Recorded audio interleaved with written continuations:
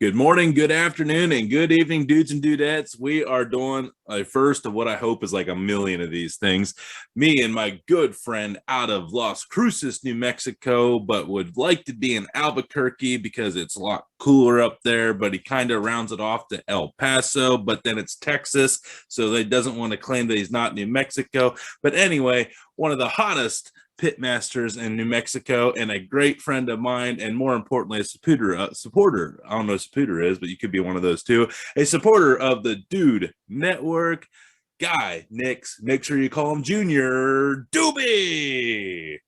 What's going on? Oh man, my bad. Woo! Oh, he's got the hat. There we go. Got the hat with the fresh tee. Oh man, those Dude Network shirts came out money, bro. Oh man, thanks to Fuego Lento, friend of the show. We're gonna be having him on here soon. If anybody wants this, we're gonna be giving a couple of these away. So friend of the shows, friend of the podcast. Hey, we're gonna be giving away some nice gear with a couple 8-ounce bottles of some of Fuego Lento. Yeah, so yeah, man. But right now we're talking about Doobie. So how we doing, man? Like just slinging briskets here lately, I see. Yeah, here and there, man. I get a couple little special orders here and there, and then I get the smoker a couple more weeks now. So it's just counting down the days, man. So let's talk about the smoker. I know all about the smoker. I've been invested in this smoker journey of yours for like, I don't know how long have we known each other now, about a year. Yeah. And tell us about this smoker, man. Tell everybody like who it is, like why you're getting this smoker, what you're wanting to do with it. I mean, yeah, I want to know. I kind of want to hear the whole story from start to finish, like how you picked this company, like, just go. Man, so whenever COVID first hit, everybody started doing the social media and the TikToks and all that stuff started really popping off in the barbecue world, right? And so I'm scrolling through TikTok, and one of the first things that hits my For You page is TMG Pits, and I'm like, oh, wow, these guys look cool. I'm going to check them out. And at the time, they probably had, I don't know, maybe 1,000 followers. And next thing I know, they're going viral. And I'm like, man, I knew those were some cool pits. Like, I was like, if I can order a pit, I'm going to order one from these guys. And one thing led to another. And I put my down payment on one in March, and I've been on the waiting list. And it's been a long wait, but it's finally almost over, and I'm stoked to go pick it up. It's going to be a road trip out to Knoxville and then back to New Mexico. I'm going to try to break it up a little bit, but that's a road trip, man. That is a poke. That is a poke. Yeah. But isn't that funny though? Like, so everyone listening, any companies out there, you think your time and effort into social media marketing doesn't work? Well, that was just disproven. Yeah. I mean, I was like, from the first time I saw one of their smokers, I was like, man, they're cool. They look different. It's not just your standard 250 or 500 gallon offset look. They got their own style. And it's a couple of guys that you could tell that they've known each other for a long time, and they just wanted to start up their own thing, and they went after it, and it worked out for the best, man. It's like the American dream at its finest, right? I mean, just a couple guys with a couple good ideas, and one thing leads to another, and next thing you know, they're booming. It could have been a Quillian. It could have been a Quillian ideas. Yeah.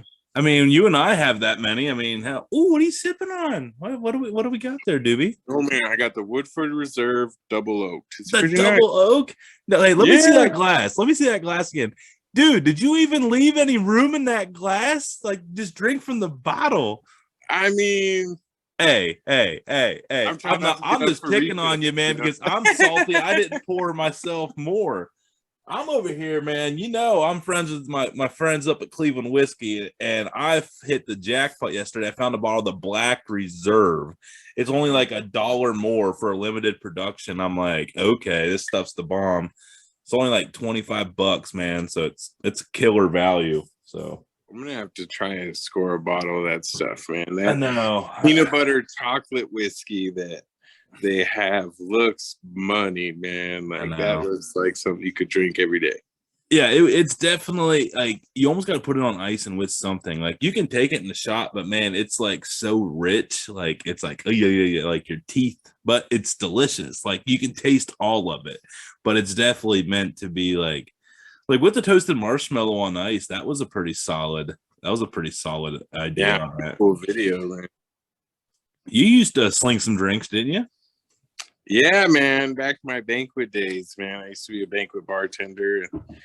At times, I would have a wedding of like 120 people, and it'd just be me, man, slinging out drinks, hosted hours. You know, That's intense. it was a party, man, for sure. You get sucked into the atmosphere a little bit, but That's definitely good hilarious. time.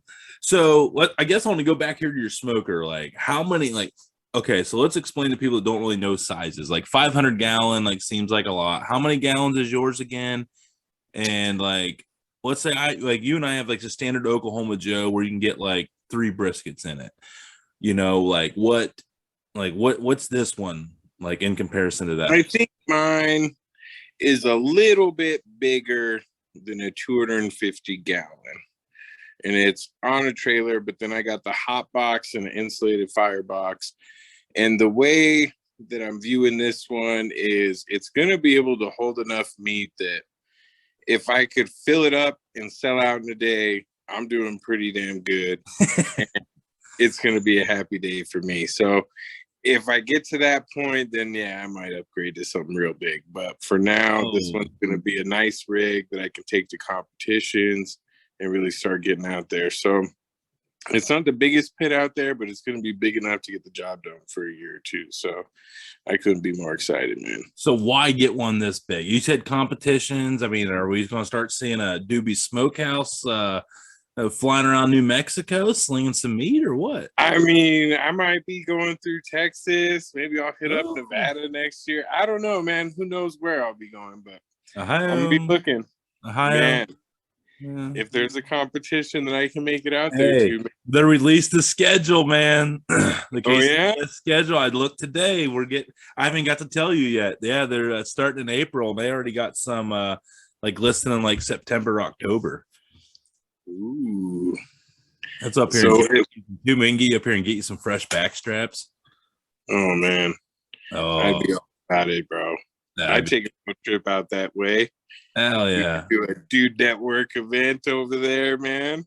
Dude Destinations, the woods, and Dude Destinations, like dude food, fresh back straps from field to table, skin it on site and cut out its back straps. Yeah, man. Just like leave out all the gory stuff, because there are some people that that aren't ready. They're not ready. Yeah, it's crazy what people, I mean, you would think that after seeing all the meat and all the different things that people wouldn't be as squirrely about it. But like, I know I've seen Grey's Anatomy and they talk about some really wild stuff on there. Oh, yeah. Number one show, but yeah, like cutting out a backstrap, like, yeah. I've seen a couple guys out there cook rabbits and stuff like that. And they get some flack for it, and it's like, hey, man, lots of people grew up eating rabbit, man, and like, you can't knock it. It's a 4-H category. So that one loosened up some phlegm from earlier. That's what I love about bourbon. That's what I love about bourbon. It just cleans it out, going, man. Like it is the best decompressing liquid after a long day, man. But no, like rabbit, like 4-H out here, the 4-H clubs, like a category is feeder rabbits. And like it's something they're out here. We have rabbit farms. They breed rabbits to feed families. Yeah, man. I've heard it's great. Hey, if we don't, coyotes will. Just saying. Hey, it's more sustainable than a lot of things, I'm sure. Yeah. What did the fox say? I love rabbit. It goes downhill from here, man. Let's just be honest with it. Man, you sent me that video of the pork belly brisket.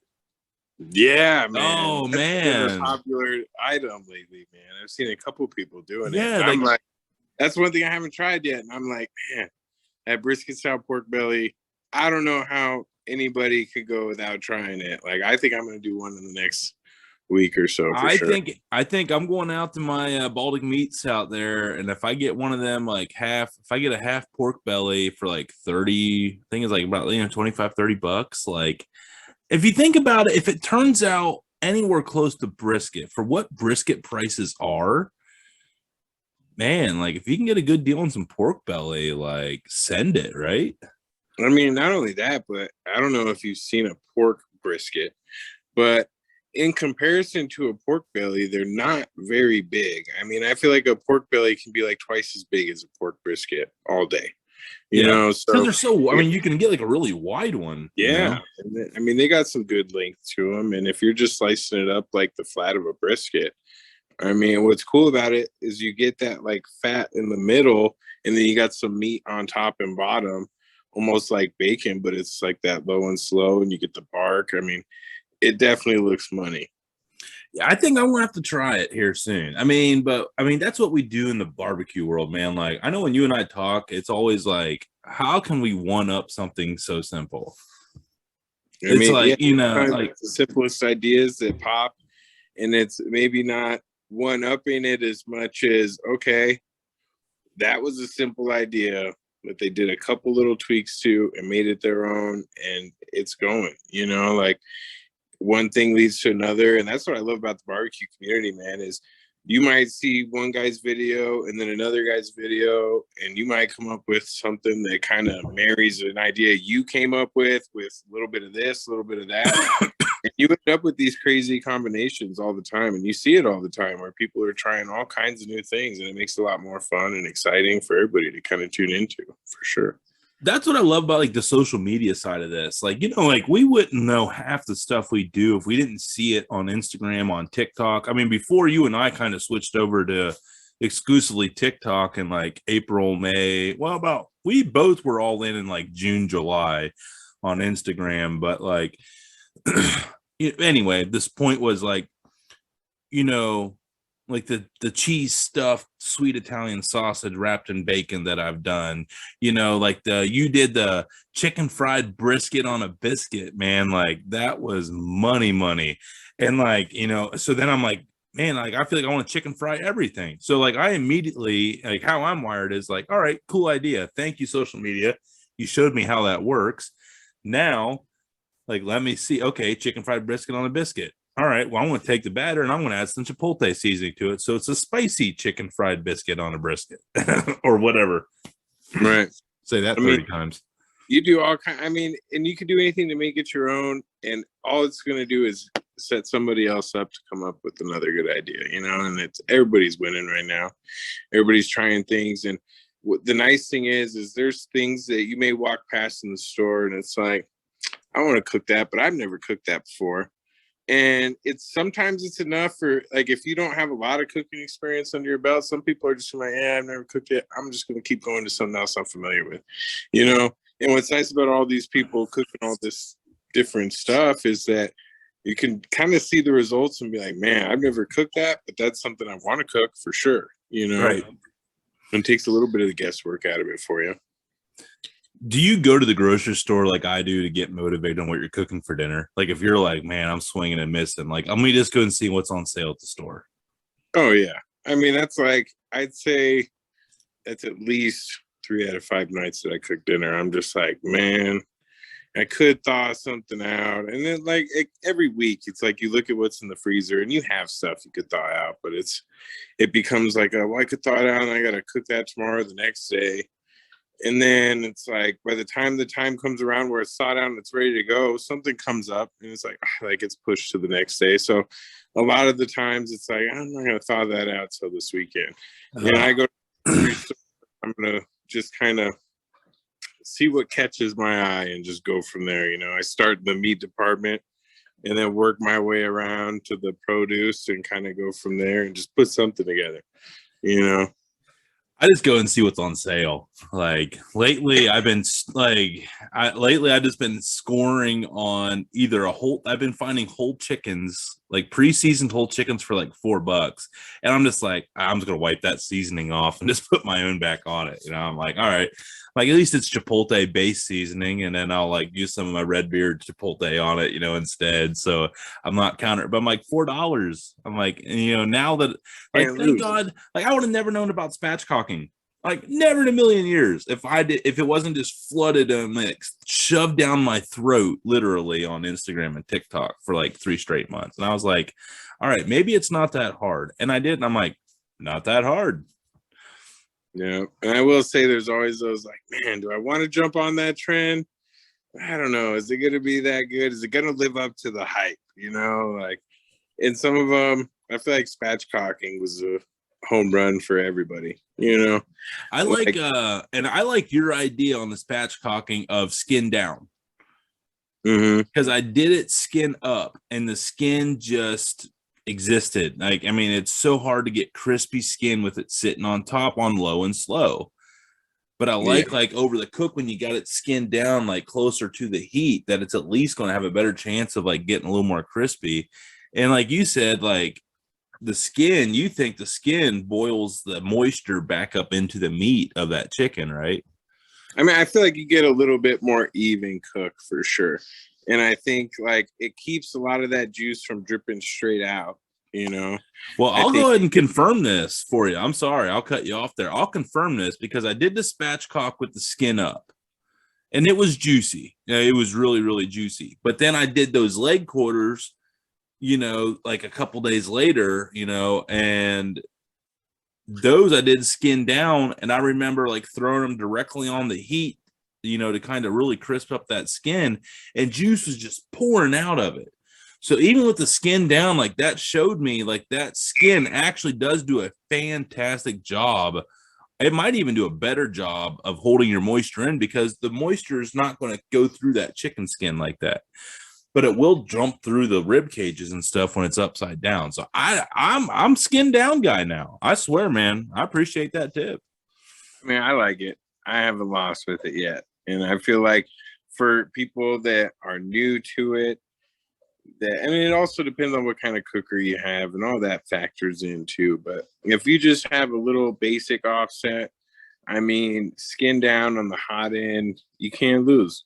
You know what I mean? And you can't. I mean, especially with dark meat, man, because dark meat, it's hard to dry out dark meat. Like you almost have to try to do it on purpose. Like it's tough. Good conversation, booze is flowing, but I'm just trying to get on your level, man. I have to drink like 6 of mine to get to one of yours. But so how long have you been putting like your seasoning under the chicken skin? Like again, like something else I just overlooked and recently noticed, and I'm like, man, that's a game changer. It's like the small things like that. I mean, little things like that make a big difference. I mean, I figure that out with turkeys, like one of the best things for me is you soften up some butter and you mix up your favorite rub, and then you stuff that all underneath the skin where the breast is and stuff like that. And it kind of bastes the inside of the meat.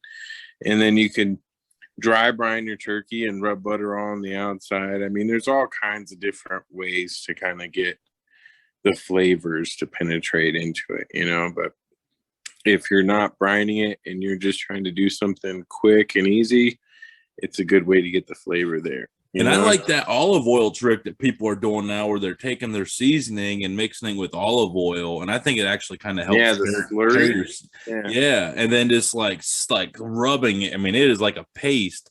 Then you got that olive oil going down into your stuff. And I don't know about you, man, but if you did like, this is where my mind starts working, like an infused olive oil, like a chili pepper olive oil or a cilantro olive oil. Oh my God, the cilantro infused olive oil on chicken, bro. Ooh. Yeah, that'd be money. I mean, that Alfregoni chimichurri on chicken's money too, man. Oh, I need to get some of that. I mean, man, you do the red wine vinegar and the olive oil with the chimichurri in there, and then you put that under the skin. You know what? I've never done chimichurri on chicken. Man, chimichurri goes good on everything. Everything, but it's advertised on beef. Yeah, it's definitely. Yeah, I put that shit on everything. Yeah. I mean, people. We can say that here. This is an unregulated, so we can say shit, balls, pussy. I mean, well, we don't want to say that last one. That was mean. There's cats running around this house. Yeah, man. I Thanks, think Cleveland. That outburst was brought by Cleveland whiskey. Go ahead. What were we talking about again, man? Chimichurri. It goes on everything. Yeah, like I see people doing the wings. Those look bomb. For Chimichurri me, wings. Interesting. For hot sauce, man. Like that wing sauce that I've been using from Freedom Hot Sauce. That's money all day. But I mean, any kind of hot sauce. I love trying hot sauce all the time, man. Like, and mix it up, add stuff to your hot sauce. I mean, there's a million different combinations for wings. Like, and for me, like, great to experiment with new rubs or sauces or whatever, because you could do little chunks, you know, do a couple this flavor, a couple that flavor. I'm disappointed in you. How have you not done chimichurri wings, man? You cook wings like 5 days a week. I know, man. I'm just such a sucker for the hot sauce, man. Like, dude, I mean, like you cook pounds of wings. Take 6 of them for Christ's sakes. And take 6. Give them to your daughter. Yeah, I mean, I know she would dig them for sure. Oh man, everything. Dude, I'm calling you out on that one, man. I'm disappointed. I'm not mad. I'm not mad. I'm disappointed. You know, I mean, really, it comes down to I need to put in another order of some chimichurri too, because when you start to get down to that last little bit, man, you know, Christmas is around the corner, and I'm like, man, like chimichurri or horseradish, you know, and I never thought that thought would cross my mind. Like, am I really putting that up there with horseradish? But I would. I mean, I feel like I might even do a horseradish chimichurri and just mix them both together. Ooh, why not? Bro, hey, horseradish chimichurri for real, though. That could be money. That would be something. Hey, what if you had a little chipotle on that? Man, you could add all kinds of stuff. Or some of your Hatch green chili in with that too. Yeah, I've put some of that in there. Hatch green chili horseradish with chimichurri. That's money, dude. And you could even really squeeze a couple lemon juice on that, add a little citrus flavor level to that. Yeah, you're all about the citrus. You like the lemon. I love me some lemon, man. Oh man, I'm in heaven. I work with 2 companies that have lemon pepper seasoning now, man. I literally I don't even think I've told you this. I have 2 Boston butts marinating right now. I want 2 different seasonings. And this is, hey folks, we're going to test his friendship here. I have one from a Fuego Lento, and I have one with our friends at Redbeard. Both friends and partners of the Dude Network. So the Redbeard one's probably pretty predictable of which one I went with, because they have one kind of exclusively for this. So I wanted to go with it. But so guess which one did I go with of each? I'm guessing you went with the lemon pepper with the chili piquin from Fuego Lento. That's a ding. Yeah. I mean, as soon as I saw that drop on the Instagram feed, I was like, Tony buying that. He's gonna put in special orders. They're gonna make extra just for the Dude Network, you know. Oh man, it's not a joke, man. I swear to God, they should make me like Captain Lemon Pepper. That's gonna be my nickname, I think, by the end of 2022, man. Throw that in your bio, and people would buy it all day long, man. Especially the lemon pepper ribs. Like that one threw me for a loop, man. Like I'm not even a big lemon pepper fan. But those lemon pepper ribs were looking pretty money, bro. Dude, they were so good. They were so sweet the whole way through. The only way I could have made that a better experience is making a lemon butter dipping sauce. That would have been the only better way to dip that. I mean, when you like the lemon, you like the lemon. I mean, it goes good with pork. Lemon, I mean, everybody, you know what's funny is like, I don't even think that's like a Midwestern thing. Like lemon I don't think like, people in Ohio don't use lemon as much as I do. I don't know why. It's just a flavor profile. I like when the lemon juice is cooked down and it turns sweet. Like I just love that flavor. Like I like lime juice. One citrus I don't use much of, those orange. I should tackle the art of oranges. But man, I like cooking with fruit though. Like I love apples. I love cooking apples and putting them on pork chops with a like that's another thing. I'm a savory guy, savory and sweet. So I like my citruses, I like my sugars, I like my cinnamons, like anything that's not like super spicy but savory. Like I like one of my favorite combos is brown sugar, maple syrup, and cinnamon. Like I like mixing that together. When I did those cinnamon ribs, like that was my dipping sauce. Money. Cinnamon ribs. I had to go back. You forgot about that one, huh? Oh man, you're always doing some crazy rib recipes, man. You go out of the box for sure. It's never. What's next? What's next? I should do. Oh man. Uh-oh. What's it gonna be, man? Uh-oh.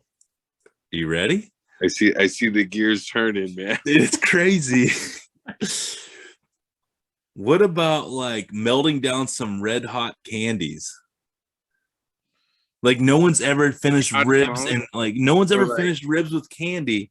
And then like your glaze is like the red hot candies. And then it would add like a spicy. I mean, dude, let's face it, man. Like those are spicy, but it's got like that strong cinnamon flavor to it. If you would do like an SPG or, oh no, Doobie, it's happening. Whiskey, bro. Whiskey. Hang on a second. Get some like cherry preserves or cherry jelly, and with the red hot, and do like make it like red, like turn the ribs red. Someone told me once they finish them in cherry juice. I can't give away who, but like, yeah, like I think you know who that was. But like red hot candies melted down with some like sticky preserve, like cherry, and then finish them with that, dude. Yeah, or some cherry cider, even. Ooh, I've never even had cherry cider. Yeah, cherry cider is good, man. Oh, man. I'd rather have cherry cider than apple cider myself. Don't go fighting me now. Come on now. Oh man, I'm not even an apple. I'm from Ohio, man. You don't come at people. You don't come at our apple cider like that. You don't do it. I'm not an apple fan. Johnny Appleseed was from Ohio. Oh man. Yeah, how about that? From New Mexico, man.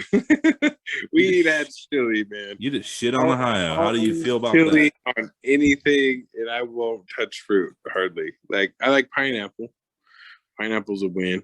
I'll do oranges, but apples and cinnamon, not my cup of tea, bro. Like apple pie, nah, I'll pass. You didn't guess the Redbeard seasoning, by the way. I'll win.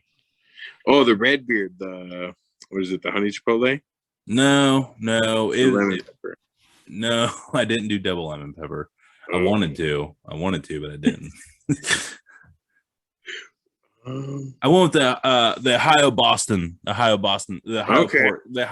rub. Ohio pork rub, yeah. That's man, that has the dehydrated brown sugar in it, and it was like the honey chipotle, and it turned into like this brown sugar glaze, man. And then like when you score your, so what I liked about it is like when you pull pork, you do like the checker, your score.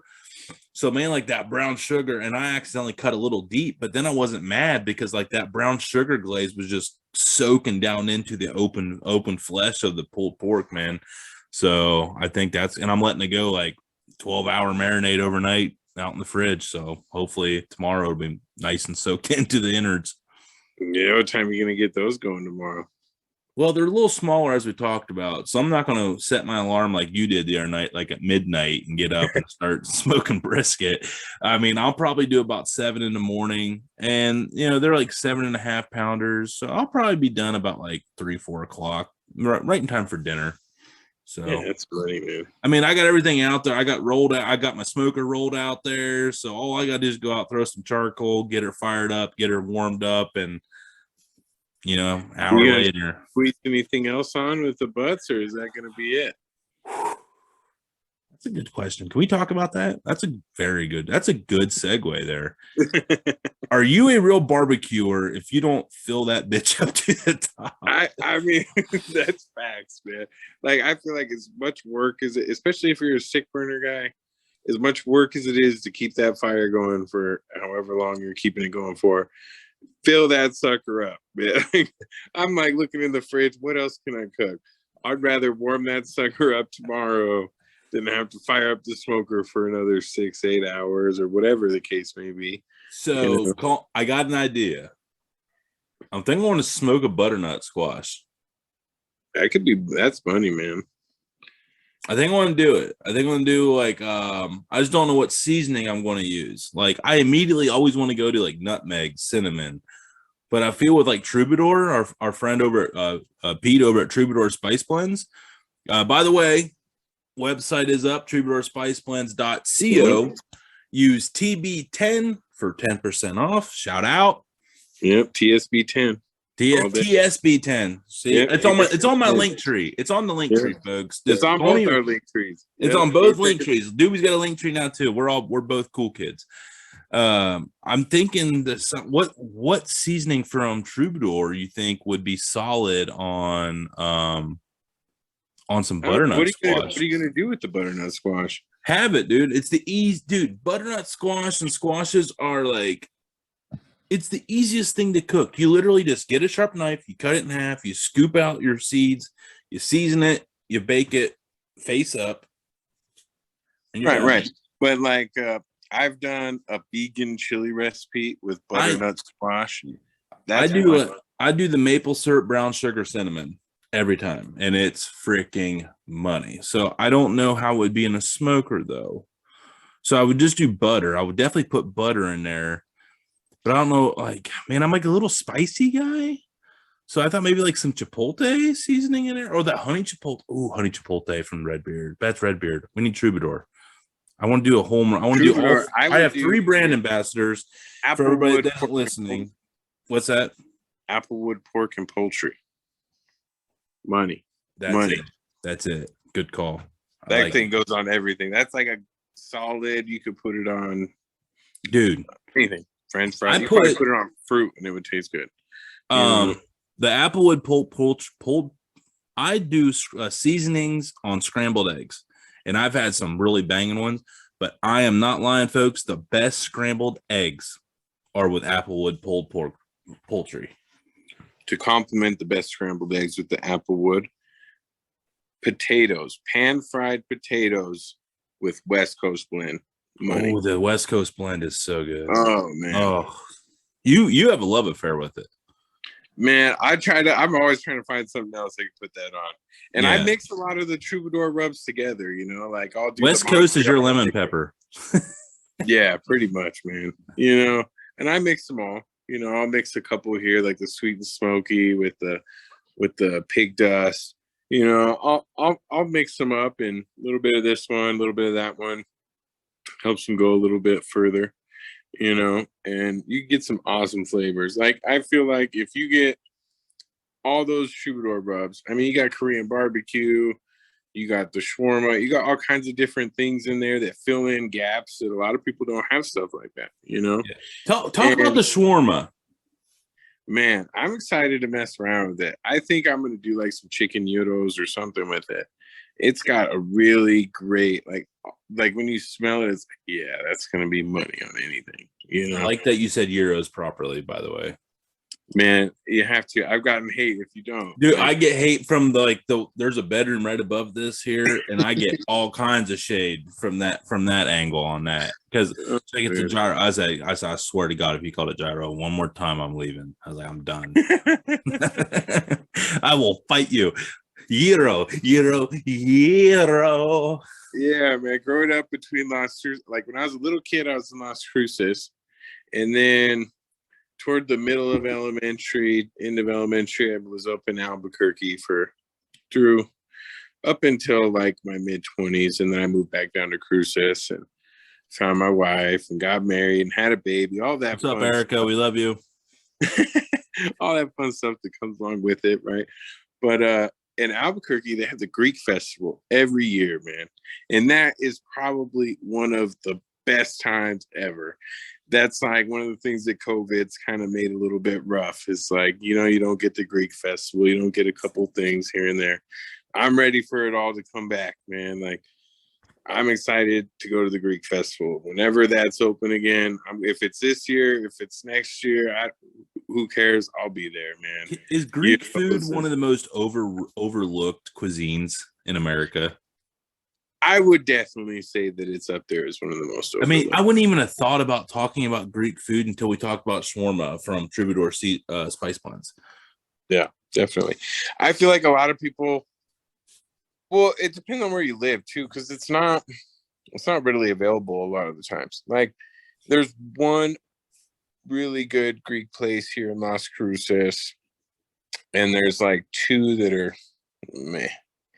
You know, I mean, if you went there, you would eat it and you wouldn't be disappointed, but you might not want to go. I mean, you might go back, but it's not as good as the others. You know, no. Like there's one in town that you go there and you leave and you're full and you're happy, and there's like, you probably have a to-go box too because they hook it up, you know. And it's like, if I can go somewhere and leave with leftovers, I'm a happy camper. You know? Hell yeah. So, man, leftovers. So I like what, you know, when we were talking, like, so you asked me what else I was going through. I'm going to do the butternut squash. And I think after we wrap this up here tonight, I got some custom cut Dino ribs a couple weeks ago. It's about 4 pounds, and they're not like super, super thick, like up toward the one part, you know, they kind of like tailor down like the rib there, but they're about like 10 to 12 inches long, and bro, you'll two be packs surprised. of 3. They'll thicken up on you, bro. That meat creeps up, and it might start like this, but it'll end up like that, you know. So you'll be pleasantly surprised, man. Beef ribs are my favorite things. Beef ribs are so, I mean, I'm gonna come out and say it. I like them more than pork ribs, hands down. Don't even come at me. Like, I can't be convinced otherwise. You know why? Because I have to do crazy shit with pork ribs to kind of like keep me entertained with them. Because like the taste of those beef ribs, it's like smoked roast beef on steroids, man. Like, it is so, man, brisket on a stick. You can't beat it. I mean, it's money. But I will say, you know, a big thing that gets overlooked, a lot of people don't talk about, in my opinion, you don't see a lot of videos, is rib tips. You know, a lot of people don't talk about rib tips off the spare ribs. And I feel like those are like the OG pork belly burn-in, you know, is a solid rib tip. Like, if you smoke one of those until it's nice and tender and you cut that up into some little segments with some like nice Texas toast and some barbecue sauce, and that's just, I guess, one of the best snacks you'll ever eat, man. Like, and it's like a pork belly burnt in, but I feel like, to me, they have a better texture. Yeah. You know? Like, I get the hype on pork belly burn-ins. I see why everybody loves them. Oh, I think it's the squishiness to them that people find appealing. It's, to me, it's like, it's almost too squishy. Like, I almost want like that crunchy bark exterior. You know, like, oh, man, I'm glad to hear you say that in a way. I mean, like, they're good, and I don't want to knock. And they're kind of slimy, though. When you bite into them, they're kind of slimy. They're a little bit much on me. Like, and coming from New Mexico, we would take all these pork belly burn-ins, and I'm like, what a waste sometimes, because I would rather just throw those up in a disco and go to town, make some chicharrones, man. Like, that's money to me. Like, I'm not doing any pork belly burnt-in. I tried them. I did them. I've even tried them a couple different ways. You know, I've tried them with regular sauce. I hit them with the Asian bang sauce. And to me, it wasn't a bad cook by any means, but it didn't live up to the hype. You know, I could see how maybe the bacon wrapped ones, if you can get that bacon to be crispy, would have a little bit more appeal. But bacon wrapped pork ends? Or bacon wrapped pork belly? They're doing bacon wrapped pork belly burn-ins. I've seen it. Yeah. What? And I feel like the bacon would get crispier than the pork belly. I just don't understand the concept. You're wrapping bacon with bacon. I mean, I guess like bacon power. Is there such a thing as too much bacon? I don't know. I don't know, but that's, if there is, that's it. That's coming up to that line. Oh man, we might have to put a poll up on that one. I think on this one, I want actually first ever polls coming up on this episode is there such thing as too much bacon? Because I don't know, man. That sounds. I mean, because pork belly is already like not cheap, you know, like nothing else is cheap. Well, bacon's not cheap either. And then bacon's not cheap either. So it's like you're wrapping. Golly, man, that. I don't know, man. You know what sucks about barbecue? I will say, if you do your homework, man, you can find some cheaper meat prices out there. There's light at the end of the tunnel. You know, and not all of us can score $630 briskets or anything. Hey, man. Hey. Oh, man. I've told so many people about that, and they all hate you equally, by the way. Hey, it's okay. When I get my smoker, if anybody wants to come for brisket, I'm going to have it. That's right. Yeah. Don't let it. Yeah. Don't pay $10 for his brisket sandwiches, folks. You heard it here first. You're going to pretend it's a steal. Yeah. You probably did, dude. You probably like scanned like 3 of the 6. Like, oh, I got them for 30 when they were $60 a piece. Couldn't do it. Man, I want to cut it off. I got to cut it off here, man. I want to keep going, but like, I know we've gone like well past the half hour, and this is why I wanted you on here, man, because I knew with this is like the start of something that's going to just keep going, man. I'm excited. Hey, next time we're coming on, we're talking about goals for 2022. Let's do it. Yeah, goals for 2022. Then I think we could easily do the one after that of pains and growths of growing a brand on social media in the barbecue community. All right, I like it. Yeah, that's the next two. Doobie, you're the man. You're the man, bro. It's always a pleasure being on the Dude Network, man. Hey, friend of show, dudes and dudettes. That's the third glass of Cleveland whiskey speaking. Oh, man. Until next time. Until next time, ladies and gentlemen, on Dude Sessions brought to you by the Dude Network. Everyone go to our link trees. You can find him at Doobie Smokehouse on Instagram and Pitmaster Doobie on TikTok. And also just look at the links that are available on the Dude Network. You know, he's in a lot of our posts because we are partners in crime and are in this growth process together. We both work with Troubadour Spice Blends. Doobie's working with some other. Who else are you working with? You're working right with. Now, I got Bravo Salsa and Yum Daddy Ketchup. If you're a ketchup fan and you haven't tried it, don't sleep on it. I'm telling you. It looks delicious. You made some killer looking wings with that. And the Bravo salsa, I actually used that in my casserole tonight. It is delicious. But ladies and gentlemen, dudes and dudettes, until the next time, Doobie. Later.